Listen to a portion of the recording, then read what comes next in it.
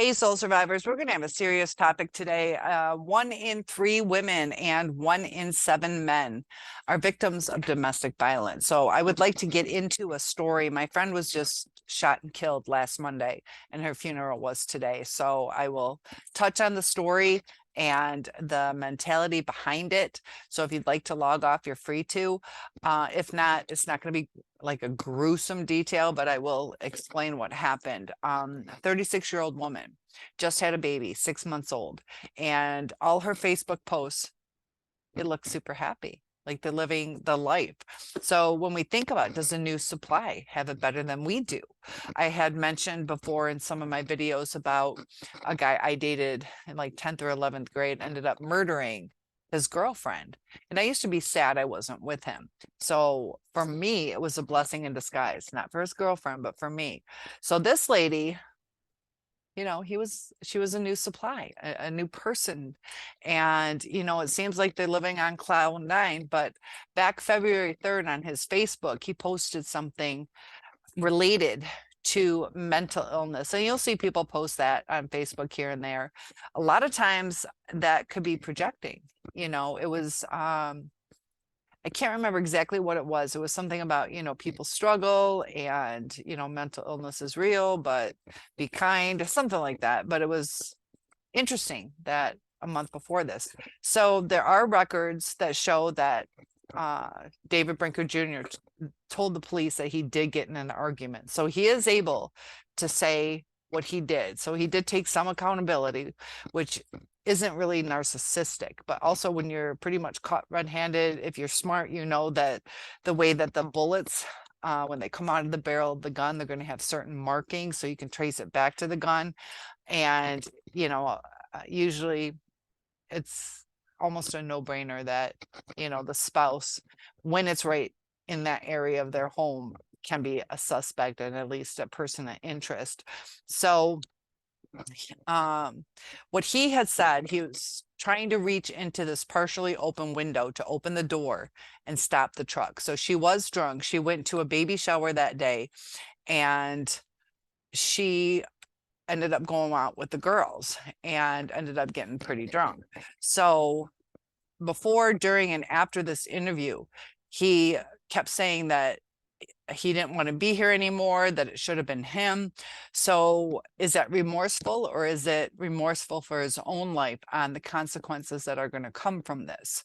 So the neighbors had told the Indianapolis Metropolitan Police that they heard this gunshot, and they saw a white man who was standing outside, down the street a little bit next to a truck that was in the street. So these documents show that at first, this lady who called thought it was a bag of groceries and it was just lying in the street. But after hearing the gunshot, she started realizing it was a person and ended up calling 911. So they ended up seizing a bunch of evidence. And during this interview, they took his sweatshirt and they also took photographs of his hand, and they were both stained with blood. So he kind of knew he was caught red-handed. There were search warrants submitted for his truck and also for their home. And they had found a bunch of different firearms. And underneath Jake Laird law in Indiana, which is also commonly referred to as a red flag law, those guns were seized. And that's when you state that you're either going to cause self-harm or harm to others. And since he was saying he didn't want to be here anymore, that they ended up seizing the guns. And he had several. He had several Smith and Wesson, also Remington, Mossberger, Connecticut Valley Arms. So he had like half calibers, 38s, 12 gauge shotguns, caliber rifles that were 15 multi-caliber. But in the beginning, they didn't file any charges, and it took a while. They finally did. I think it was 4 days later. It was on Thursday. The murder was on Monday at 2 a.m. So he's being investigated but he was released in the beginning. And as he was helped by medics, he had picked up the gun off the ground and he continued to yell about no longer wanting to be here. And he was passively combative, and he would take himself out of the straps. He would flail around, rocking back and forth, going side to side, almost to the point that the medics had to hold him down against the cot for his own safety. So he's freaking out. It's probably not a premeditated murder, but it deals with the agitation, the intense anger, because they did have a disagreement earlier. So they do have a hearing date about the firearms that were taken. And the thing is that the friends of Dorothy describe her as happy. And I've known her. She portrayed herself as happy every time I saw her. I've never seen her in a fight or an argument. I also didn't live with her. I wasn't best friends with her, but she stayed to her own. You know, she didn't really cause problems. Her closer friends described her as a very kind soul, contagious smile. And many of her friends will tell you that she was happy. And if you look at her Facebook, you know, it's something to be jealous of. You sit there and look and you're like, I wish that was me. But when we really get into these stories, you know, when we see these Facebook posts, we don't know what is behind closed doors. So when you're looking at this new supply going, man, it's so good over there, and my ex hasn't made, my ex narcissist, it's not always good. They need that control. So her little baby is now without a mother and a father, probably facing murder charges or manslaughter. And, you know, just a beautiful woman.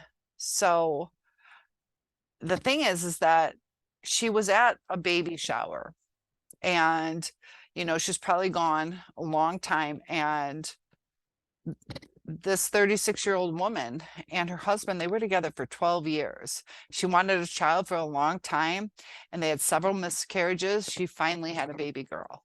And this should be the happy time of their lives. They should be bonding after that. But she said that when she was leaving, after the argument with her husband, he had called her names. He was very mean to her, and she knew she had to get home.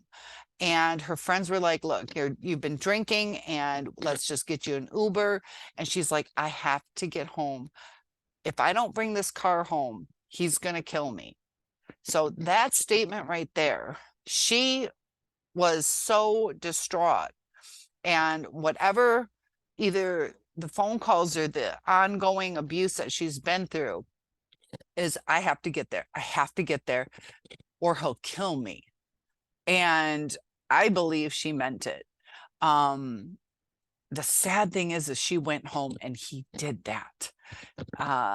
He had to control the situation. He wasn't thinking clearly. I don't know if he was drunk at that time, but doesn't matter if he's a narcissist. Doesn't matter if he's a sociopath, borderline, bipolar. The dysfunction in relationship, or, you know, somebody being an alcoholic or on drugs, that can amplify sometimes what their personality is. There's some drunks that'll just giggle and laugh, but when somebody is angry, agitated, can't communicate, where they have to control the situation, where they can't give you a little bit of freedom to hang out with your friends, that there isn't the trust that you're not cheating, you know, does she really need to be home that quickly? And if she would have explained, I'm drunk, I'd like to sleep this off a little bit. Granted, having a 6-month-old is hard, but, you know, you would think a loving person might get irritated, but like, fine, I don't want you to die, you know. And it's just so sad how many people are caught up in domestic violence. 1 in 3 women, 1 in 7 men. Like, that's astounding. And, you know, when we sit here and think about the new supply, she was somebody's new supply. And granted, it lasted 12 years, but we don't always know the story behind the closed doors. What matters is how people treat us, how they talk to us, how they compromise. And, you know, this over, uh, it's a sad loss that didn't have to happen. 36 years old. And, she was showing that she wanted to make it work. She wanted to um, obey her husband, but that's correctly said, but she was trying to keep him happy, to appease him. She didn't take her stand. She didn't take her stand like, no, it is not safe for me to come home. And, you can argue about that. There's times when a baby's involved, who's going to watch the kid, that you argue over, you left me taking care of the kid by myself. But in the end, love makes accommodations. And you also wonder too, when people drink too much, why did they drink too much? Is it covering up some pain? Is it to escape? There's times that, a lot of people drink too much, but there's consequences for every action, whether it's a good action or bad action. You want to go have fun, but then you can't drive, I just wanted to bring it up that sometimes we get jealous of the new supply, and looking at Facebook isn't going to show you what the true story is, because you can look at her Facebook right now and you want to know. You can look at his Facebook, and I do see that one about mental illness, but it's not necessarily about him. He could be saying it about other people. That we can't deduce what really is going on by that. So in a healthy aspect, searching Facebook when you're looking at your ex to see what reality is, you will not see it. It's wasted time. And a lot of times too, when you do that, you either get jealous or upset, or you have visual memories now of certain pictures with them on a trip or eating dinner, that it'll keep you in an unhealthy state. So the people you are with, watch out for red flags. And it's a sad loss that, people who loved each other for 12 years,